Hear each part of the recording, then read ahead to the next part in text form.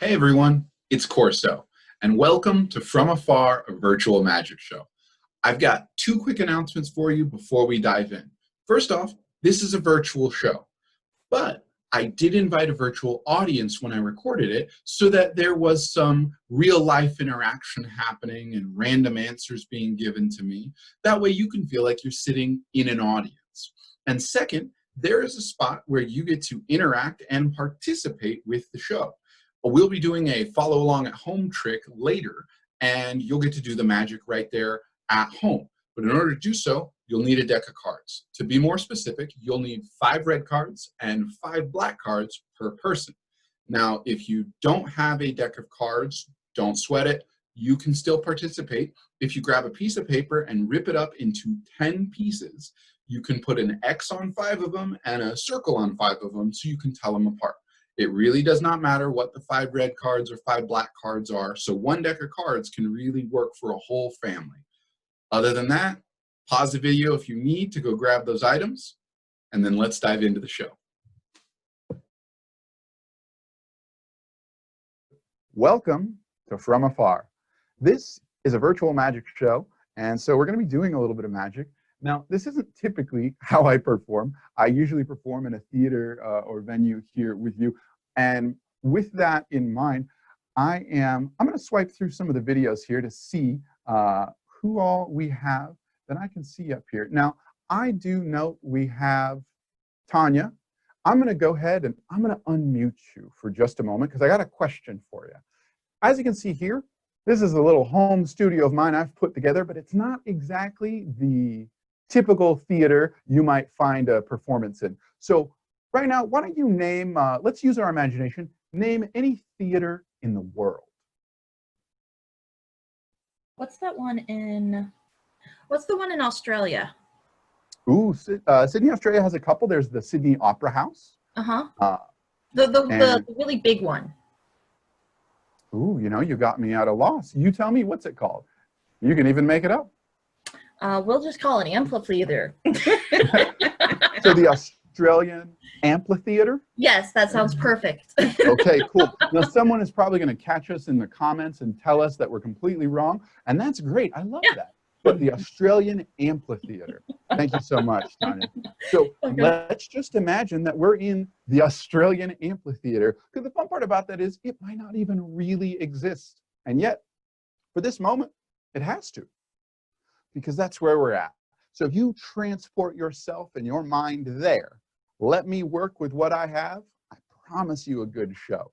Because there's all sorts of interesting, unique things you can do in the mind. It's a lot of fun. Like, for instance, the curtains here can pose a little bit of assistance. Observe. If you take nothing but the mind and you were to work with it, a little bit of movement can go a long way. Now, this is very fun for me, to observe the transportation of one object to the other. Now, from hand to hand is sleight of hand, but from 1 to 2 is sleight of mind.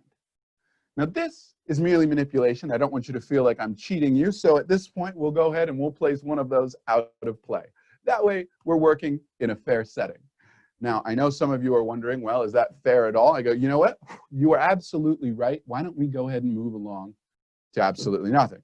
That's the best way to do this, because this is about you, not about me. We're here for magic. Now, the reason a lot of us are here in this virtual setting is because of what's happening out in the world. And while we don't need to dive too deep into that, there are certain things that would be almost amiss not to mention. For instance, the way we've set things up. We have to mention that. It is a little different, but also perhaps some of what you're going through is a little different. Some of you might enjoy this because you haven't got to talk to people in a while, like myself. Some of you might have been back to work. Some of you might have had to try and fill your time with all sorts of different things, such as cutting your hair. Now, I know in this instance, cutting your hair can be a huge, huge monumental moment for you. In this instance, mine's growing out, but I've even had a little bit of work done. But for that, I've seen a lot of bad haircuts happening sometimes online, and that's okay, because no one's probably going to see it. But I just thought it was my moment that I should give you a couple of pointers on how to deal with cutting your hair at home. Now, the best way I can do this is simply by demonstrating. When it comes to cutting your hair, a few tips about making sure you get just what you're looking for. First off, make sure you measure out where you want to cut. Try and keep things even. Otherwise, you could end up cutting in the wrong direction, and that can get a whole lot of trouble you're not looking for. Second off, when you bundle up a big group of hair, you can actually start getting layers that you didn't mean to. And when you cut it, this is longer than that, and it all messes up. So make sure you get things about where you want, okay? Now, if you've done that, make sure you use a good pair of scissors, because if you don't, things can go horribly awry. You might get terrible cuts, and even with bad scissors, they might end up still making things a little uneven when you were pretty sure you had them set out. So all you got to do, clean it up. Now, I will warn you, when it comes to cleaning things up, when you get that just right and you clean up the cut, don't go too crazy, because you might make it worse. Things will get out of hand fast. So honestly, if you can, just tie yourself over until you can get to the barber. That way, they'll get you taken care of. Now, this is something they can work with. You're not going to like it, but they can work with it. So please just be patient. Take your time. And for those of you who have cut your hair, that's perfectly okay. Sometimes a nice hat and all this gets covered up. Or if you want to take the smartest route to the whole situation, you could, in theory, not cut your hair at all and save yourself the trouble. And those are just a couple of tips for those quarantine haircuts that you might get into. Thanks. Now, experiencing magic is a very unique situation. Not everybody knows what they're going to see, how it's going to look.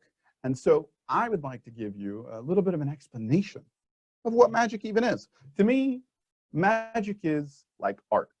Let me explain. Magic depends on your perspective. The best way I can demonstrate that today will be to utilize the ring. And for this, I'll explain with the rings, magic is a lot like art. In the form of perspective, you must keep your eyes on it. Because in one way, some art just looks like a couple of shapes. Doesn't really catch your attention. But when you look at it from the right direction, it can seem altogether magical. And that is pretty impressive. Now, I sometimes find myself looking at going, yeah, so what? It's a couple of shapes stacked on top of a box, whatever, you know, and other people go, no, you got to really look at it. And then you go, oh, it's an elephant. I get it now. Yeah. Magic, art, perspective. Let's have a closer look, okay? When you think about it, the magic of the rings is absurd, because some people will tell you perhaps he's just holding it in front of the other one. And that is why it looks like that. Other people will say, what if the rings are never actually apart? Either way, it's a definite form of art. And I personally like to put my own little spin on it, because one solid object should not be able to pass through another solid object. We get that. But artistically speaking, let's take a closer look at it, okay? In this instance, I admit, we're on camera. I get to use a little bit of camera tricks. Let me explain. If I move it farther away from my hand, the ring seems to grow. Not really happening. And if I move it closer to my hand, it looks like it's shrinking. And it's really fun for me. But you understand, that's not how this works. Because if it did work that way and I pulled it back far enough, suddenly it would be small enough to fit right through the other ring. But that makes no logical sense when the two rings are exactly the same size. You know what I mean? So, like I'm saying, I'm just trying to draw a conclusion between magic and art. And the thing that I have to say about it is, regardless if you like magic or if you like art, either way, it's all about how you look at it. Thank you. Now, I assume most of you are saying, we're not here just for a lecture on magic and art. We want to see some cutting edge stuff. And I'll say, That's a good joke. You just don't realize it yet.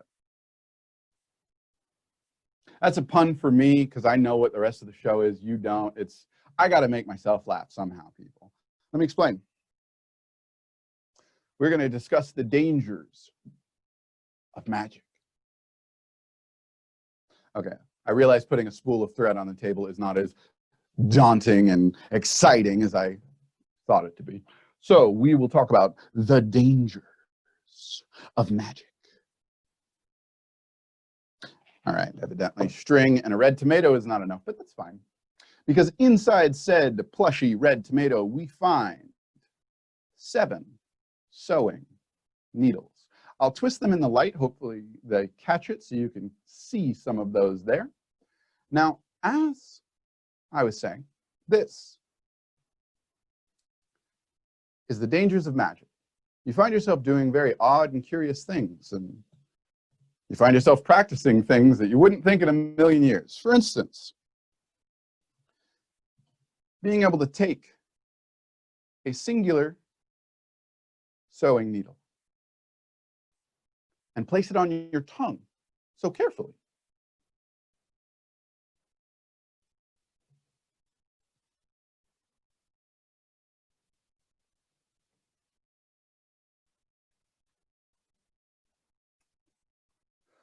Now, the art of swallowing a needle, not something they teach you in grade school, nor is it something you expect to learn, and yet here we are with a second needle. For those of you playing along at home, there are 7.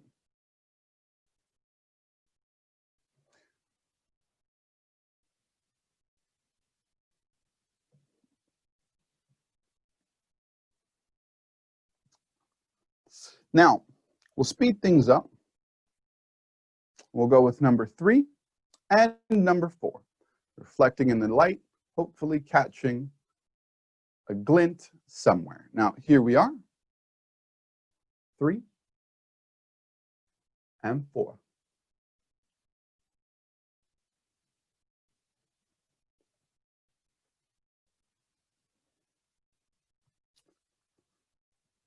Four down, 3 to go. So, number 5 jumps from the fray and finds itself landing on the tongue as well.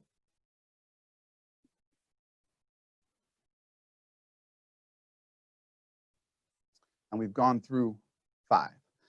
Number 6, no tricks.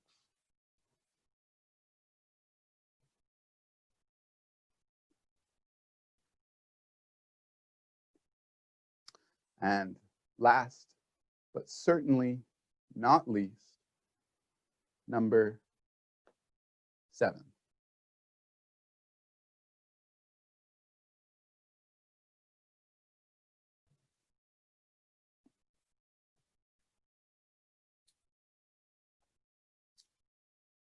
Now, you're probably wondering, why would a normal human being swallow 7 sewing needles?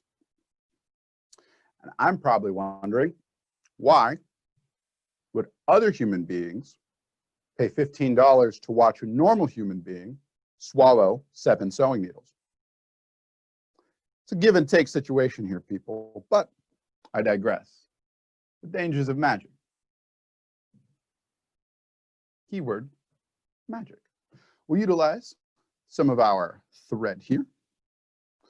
We'll get a good amount. I want to make sure you can see on camera the thread. We'll get,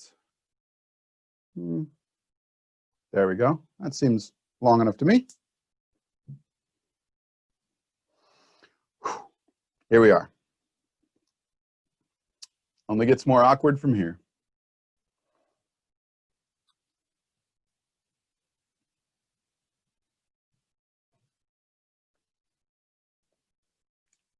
Now I realize that some of you might be watching this whole thing at home, and somebody might walk in on you watching this.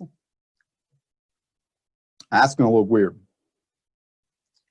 I haven't thought of anything cool you could tell them, so you're going to have to think of that on your own.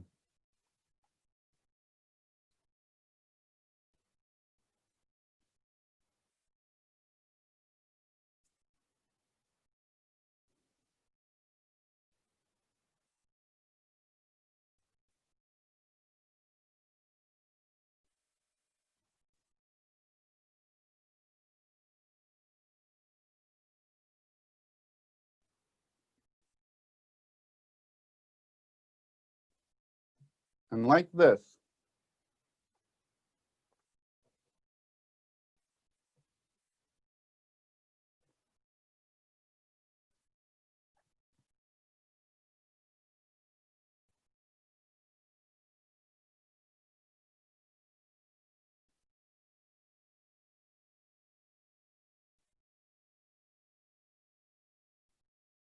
we find something very unique.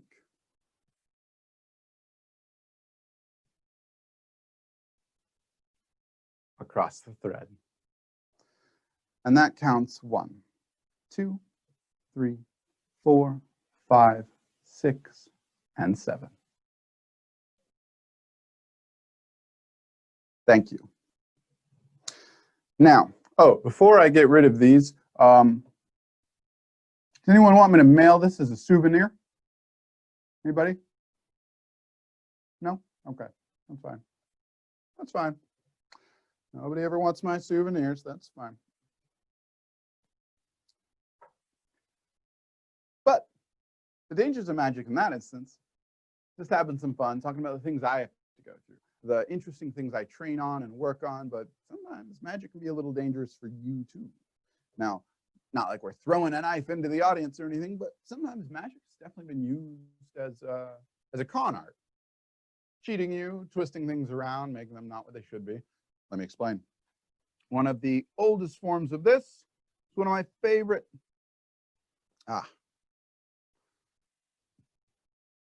Age-old game. With a little cup and a little red ball. Your job is incredibly simple in this game. You just have to watch the little red ball. So long as you can keep your eyes on the red ball, golden. If you lose it, sometimes you end up losing a little money. So first things first, keeping your eyes on the prize. I'm going to take the little red ball and place it inside the cup, and I'm going to give it a shake. Then, at some point, I'm going to turn the cup upside down and make a motion like I just stole the ball. Now, your job is really simple. You have to guess, did I leave it under the cup, or did I actually take it away and place it into my pocket? Now, in this instance, I did take it because we're not actually playing the game yet. But in theory, we sort of are.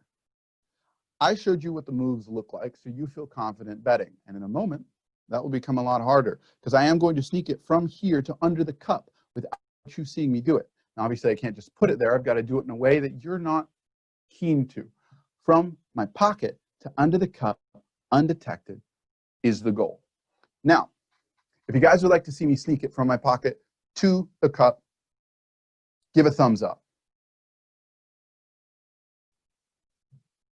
Okay, now here's the deal. If you would like to see me sneak it from my pocket to the cup again, give a thumbs up. Now, I told you, we're already playing the game, and you don't know what to expect. So let's make sure I go through the rules again with you one more time real quick.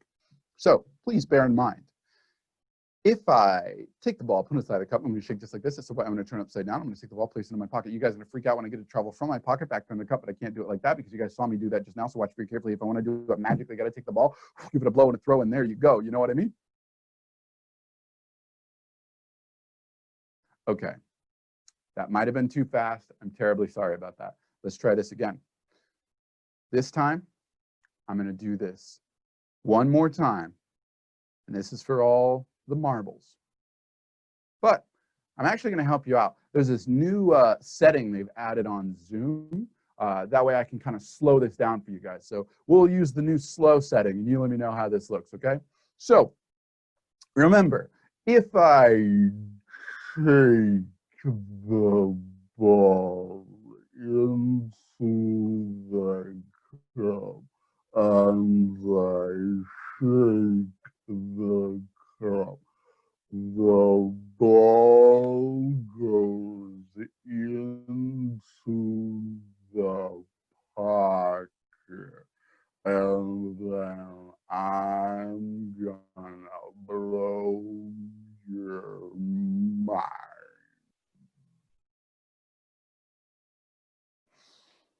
It's a pretty cool setting. I love it. It feels like you guys got a really good look at what happened there. And so I'm gonna have a look in this audience here, and let's go ahead and let's ask. We've got Kelly Gilmore in the audience. Kelly, I'm gonna unmute you for just a second and ask you, Kelly, would you just let me know, do you feel like the ball is under the cup or in the pocket right now? Kelly, what do you think? We're gonna go with under the cup. You're gonna say under the cup. Now, Kelly, I did put it in slow motion so that you would feel like you had a good look at this, but you instantly don't trust me, and that's smart. I like that. Now, in this case, I admit I didn't do any cheating just yet. I haven't gotten it under there. I've kept it where I said I put it. Now, in this instance, Kelly, if we were to bet even more money, let's say $50 hit the table, and I said, now, Kelly, where would you say it is, the cup or the pocket, now that $50 is on the table? On the table. Where would you say, the cup or the pocket? Still the cup. You still say the cup, and that, Kelly, is where you're going to win yourself a little bit of money. You, no seeming work on this, suddenly got that. Folks, Kelly works for me. I'm just telling you flat out, Kelly works for me. I'm going to pay Kelly after this. That was amazing. Thank you, Kelly. Good job. Now, for the rest of you who are wondering how I pulled that off, I'll tell you. Now, sleight of hand does have a part in it. Being able to sneak a ball under a cup while being concealed, helpful. Being able to direct people's attention from one object to another, and you never really moved it, also helpful. But I want to be completely honest with you. The easiest way to do this, 2 balls. Let's call it like I see it. Yeah, nobody ever cares about the green one, you know? Usually the easiest way to get away with this trick, use the green one. If you don't believe me, I'm so confident in the method, I use 2 of them, you know? And that is a little bit of danger and magic for you. Now, don't worry, Kelly. You don't actually have to pay up any money, and neither does anyone just yet, because this isn't a real gambling game. So I want to take a closer look at some real gambling stuff. So I'm going to switch cameras over here, and let's have a look.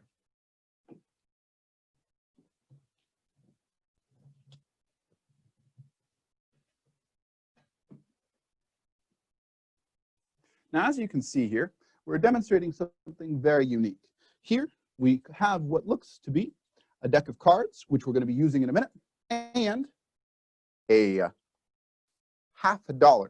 Now, if you were to pay attention to this, some of you may not actually know what a $50 looks like. It has President John F. Kennedy on the front. Here, matter of fact, make it easier. We'll go ahead and we'll have 4 of them. That's probably easier for you to follow. Yes? Now, in this instance, keep your eyes focused on the 4 coins. We're going to have some fun with this. As we take one, you'll watch it vanish to the top.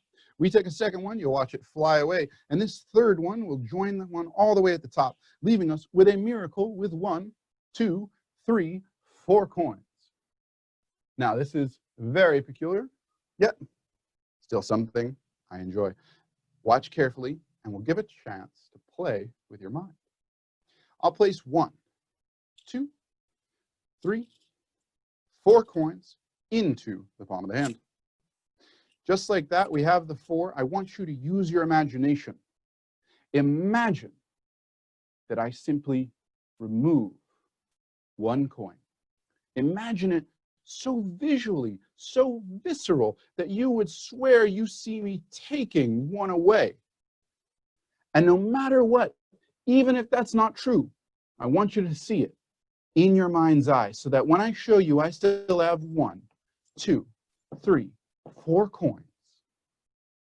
It's that much more impressive. Thank you.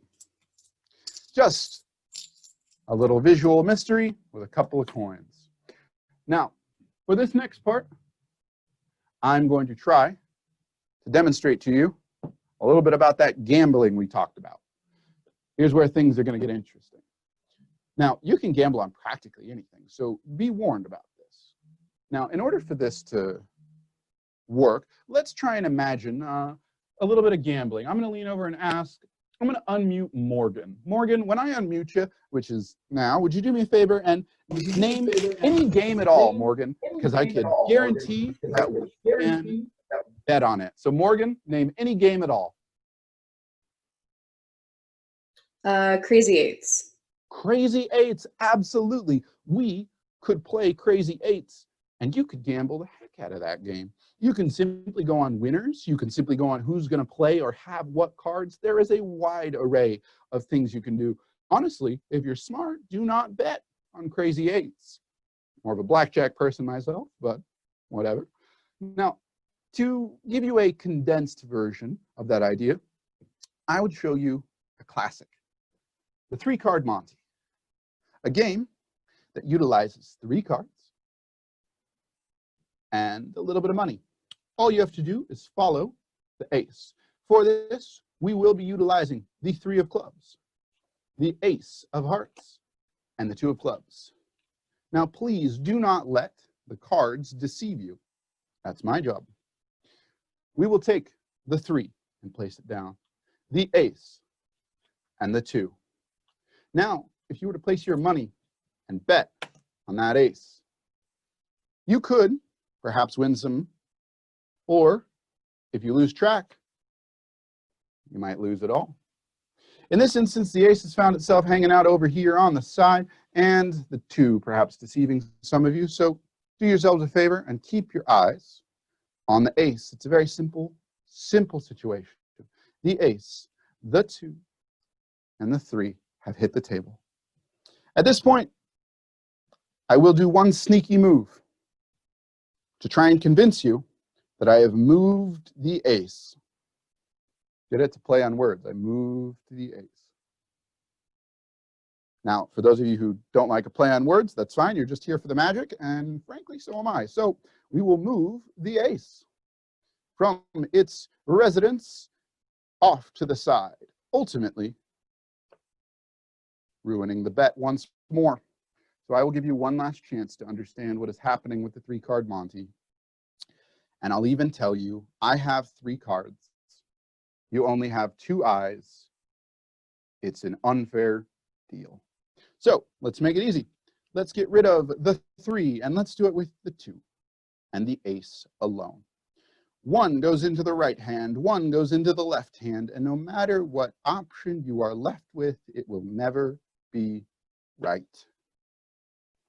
And that is why you should never gamble with a magician.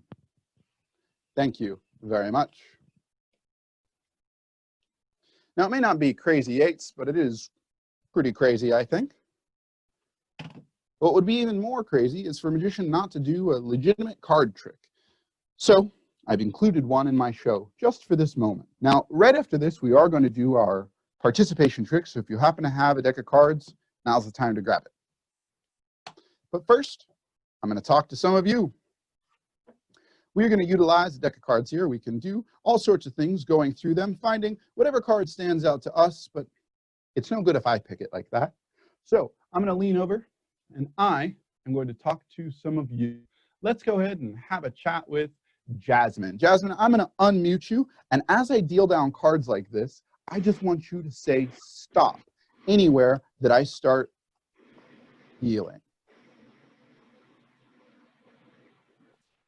Stop. Right there. I was almost going to deal one more. So you tell me, do you want me to deal that one or not deal it? Go ahead. Okay. Now, you have another choice. Do you want the card that I just dealt or the one that was after it?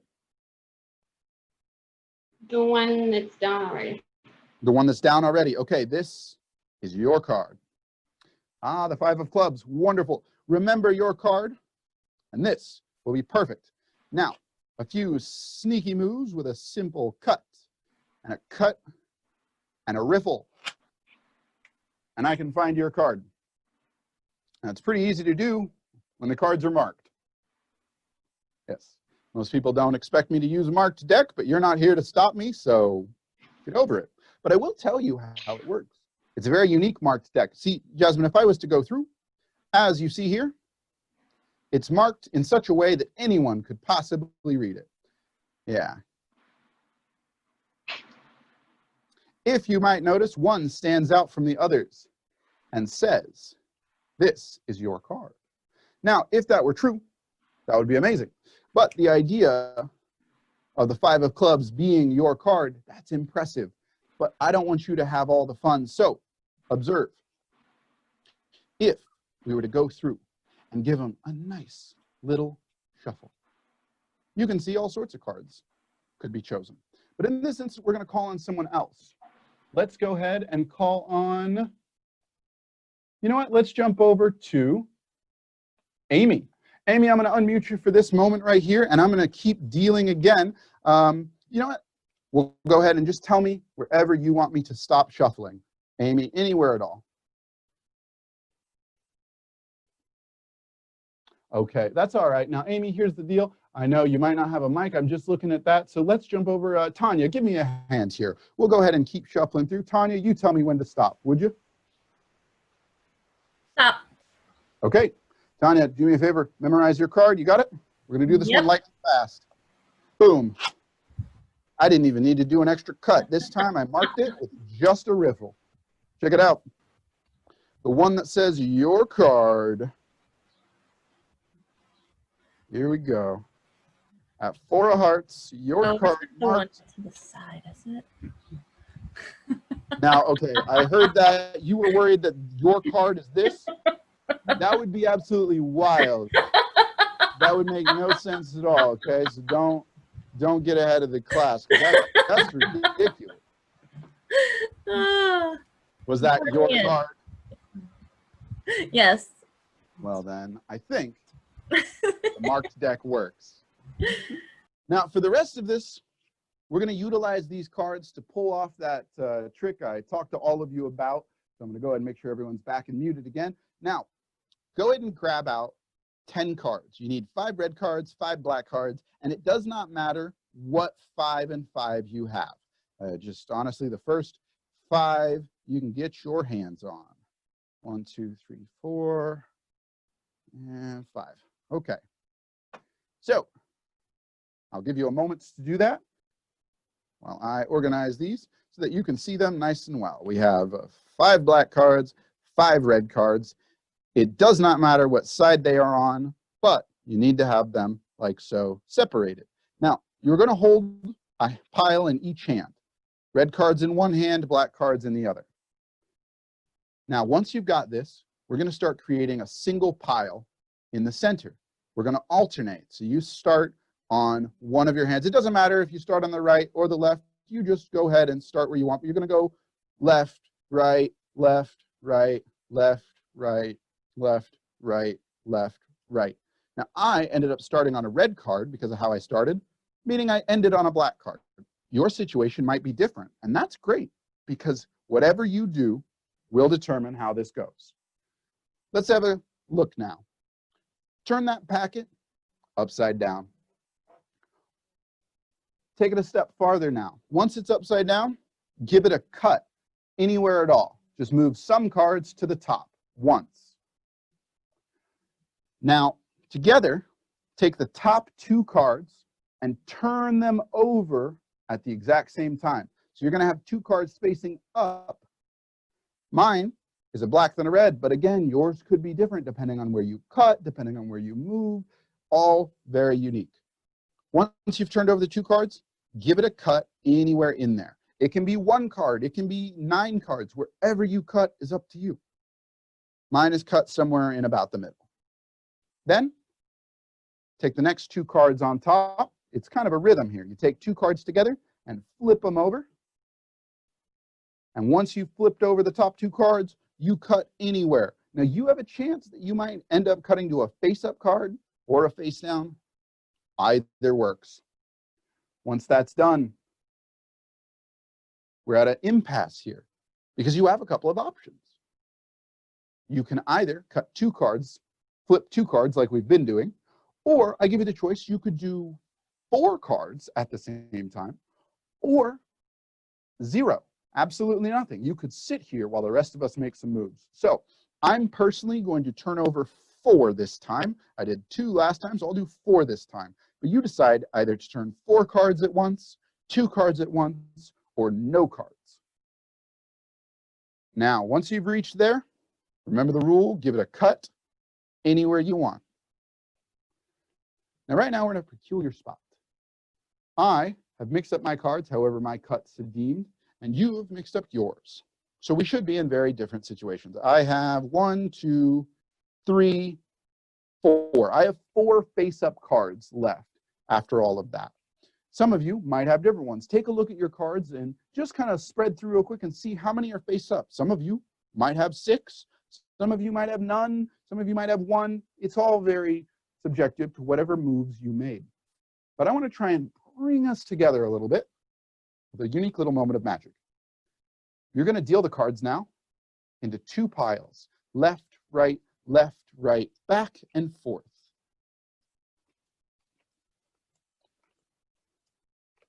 And once you've done that, grab either pile, your choice, and flip it completely upside down and drop it on top of the other pile. Once that's done, give it a cut. At this point, a moment ago, I had 4 face-up cards, but I'd be willing to wager now that I have 5. Observe, I have 1, 2, 3, 4. I have 5 face-up cards, but the weirdest part is so do you. How many face-up cards do you have? Have a look. If this worked out, you have 5 face-up cards. And if you take a moment beyond that, you'll realize they are now divided by color once again.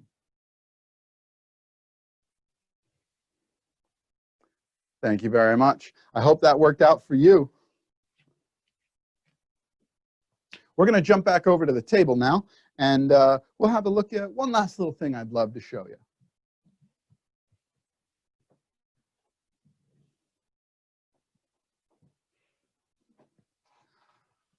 So obviously, I can't see all of your hands working at the same time, but I do hope that worked out for you. If it did, throw a thumbs up. I see some hand waving up there. Yeah, let me know if that worked out for you, because I love being able to put the magic with the audience. And at a distance, it's not always the easiest thing. So I wanted to try and work out some things that you could incorporate yourselves.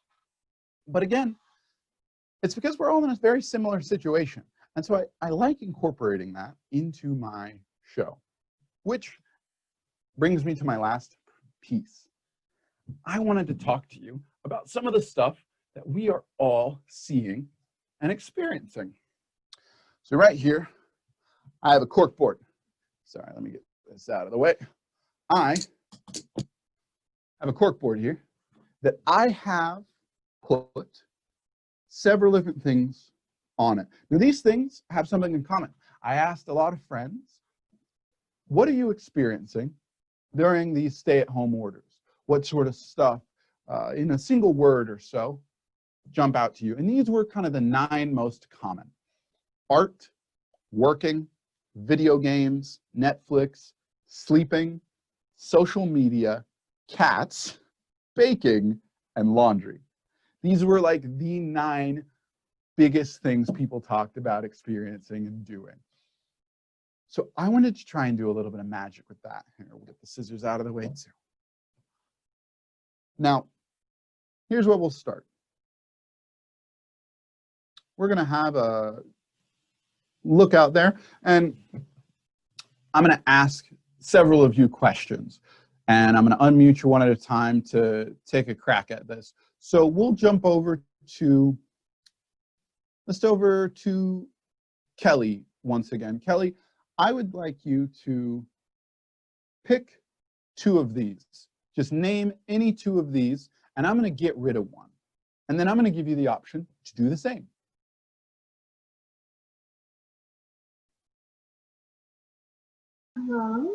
Let's do working in video games.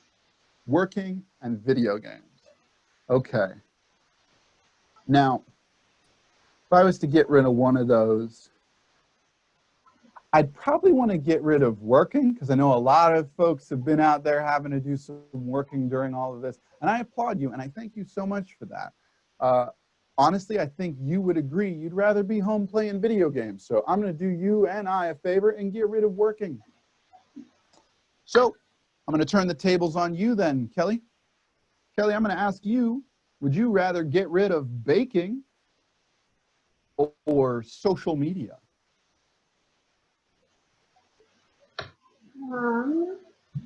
Probably baking. Baking? Okay, not much of a baker. That is fine. I understand. Social media is kind of blanket. It lets you get away with a lot of things, but I do hope you know you just got rid of cheesecake, apple pie, banana bread. But you can't take it back. It's gone. It's over. That's fine. You'll just have to look at all the recipes on social media from now on. But that's okay, because you're not the only one making choices. Let's jump over to Morgan. I'm going to unmute you now, Morgan, and you're going to have a moment here. Let's go ahead and decide what are you. Morgan, I would like you I'm to sorry. Morgan, Seems to hate you right now. Yeah, I know. Isn't it great? Morgan, I'd have you name My dad. things real quick. He goes by Q. You might just Morgan and jump over to somewhere else. Let's jump to Jasmine. Jasmine, would you name 2 of these items? Cats and laundry.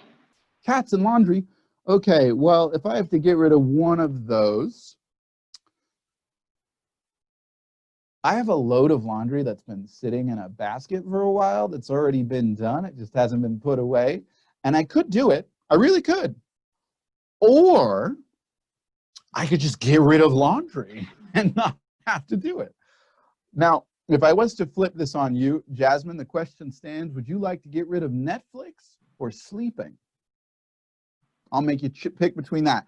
Sleeping or not sleeping ever. Your choice. Sleeping. You want to get rid of sleeping? Or, no, I want to keep sleeping. Sorry. Okay, so we'll get rid of Netflix. We're keeping sleeping. I just want to make sure we do exactly as you like. Thank you very much for that, Jasmine. And let's jump over to Tanya. We'll unmute you now to ask you. I see you got someone else sitting there with you as well. I know you answered the last one, so I'm going to go ahead and ask if they'll answer this one. Name 2 of these. We've got art, video games, sleeping, social media, and cats left. Name Video 2 of them. games. I'll get rid of 1. Video games. And what's one done? Social media. And social media. Okay. I got to choose between video games and social media. Okay. You're welcome. Okay, that's not. Do you use a bunch of social media? No. Okay, so that's why you were just okay throwing me under the bus. That's fine. It's Gosh, before my that's time. hard. I think I'm gonna have to go with social media only because I've been trying to cut down on how much I use it, and I have not been trying to cut down on how much I play games. So I'm gonna go with social media.